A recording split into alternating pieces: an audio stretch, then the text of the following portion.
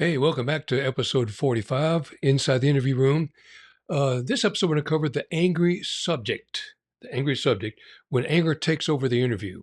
And the best example I have for you is an actual interview that I want you to watch, and in particular for this episode, because we're going to do another episode next week about the interviewer. I want you to pay attention to the subject in this block. It's just a short 43 seconds, but listen to the frustration from the subject. Right? A robbery. And the law is stealing. But That's all we're talking about here. okay, but now I did not this Blackfoot rob her for her gun. I took her gun from her to keep her from killing me. If your wife shoots at you once before, I'm gonna and you get the know, hell out. and you That's know, what you should have done. I got the hell out. But now I'm knowing that she qualified shooting She me. went You back see the though. advantage to take the gun from her from Get killing your you. out of my face. Okay, so I'm sorry, Billy. But right. now if you see the option to take the gun from your wife to keep her from killing you, would you take it, yes or no? Yes or no? It doesn't make any difference. It makes a lot of difference because that's your life that you All right, looking out look, for. let me explain this to you.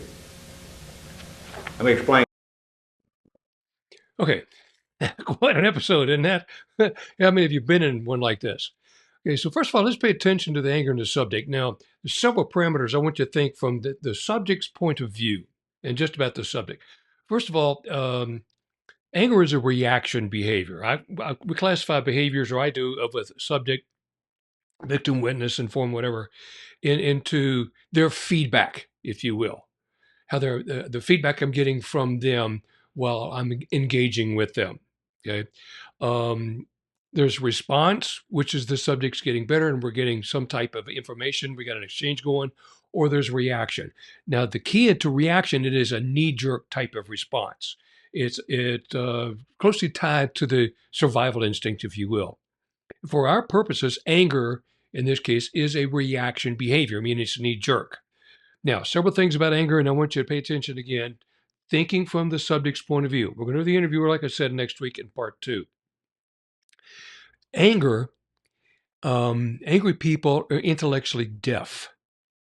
Okay, angry people are intellectually deaf. So anger, what happens is shut down the cognitive side of the processing. They're not thinking, they're just striking out. Okay, so the first thing is that I've got to get them out of that anger so that they can hear me. We'll talk about that. Now, other assumptions that have been made, I've seen in some courses, and it's misleading as I'll get out, and the science doesn't support it, that innocent people wrongly accused will always become angry. Doesn't happen. Another one of those fallacies, one of those falsehoods that's passed around by ignorant instructors who don't know what they're doing. They're passing something else on. They're just blurbing out something with no support for it. There are many times that an innocent person wrongly accused does not ever get angry about it.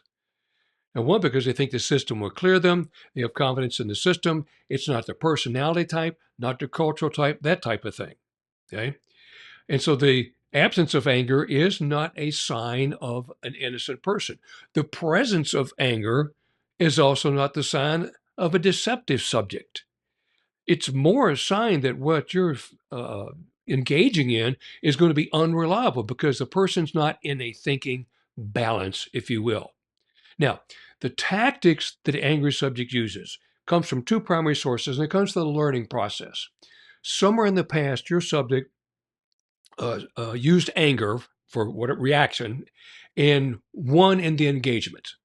They got what they wanted. They succeeded. They were able to progress with whatever they wanted to do by expressing or using anger reaction to the situation. Or, so now they've learned it, they use it again, okay? Or in the past, someone they were engaged with in an interaction used anger against your subject, and your subject lost in that engagement. They didn't get an advantage. It turned south for them, if you will.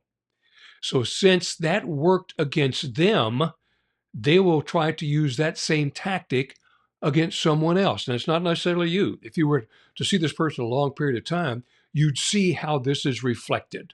Okay. Now, anger is also triggered. It is from frustration because lack of movement, lack of resolution, lack of an end game. So the person doesn't see that end target out there. Now, you can see in the nonverbal cues, the screwing up the face, the loud voice, etc. Now, typical things that they go anger after. They will go get angry about the evidence. They'll get angry about the witnesses. They'll attack subjects. They'll come after you as the interviewer, attacking you, challenging you. This is just a survival mechanism. That's all you're hearing. So just remember the key, that angry people are intellectually deaf. They're not hearing any of your conversation, not hearing any of the dialogue. Remember, for next week, we're going to take a look at part 2 of this, and we're going to talk about the interviewer from their point of view.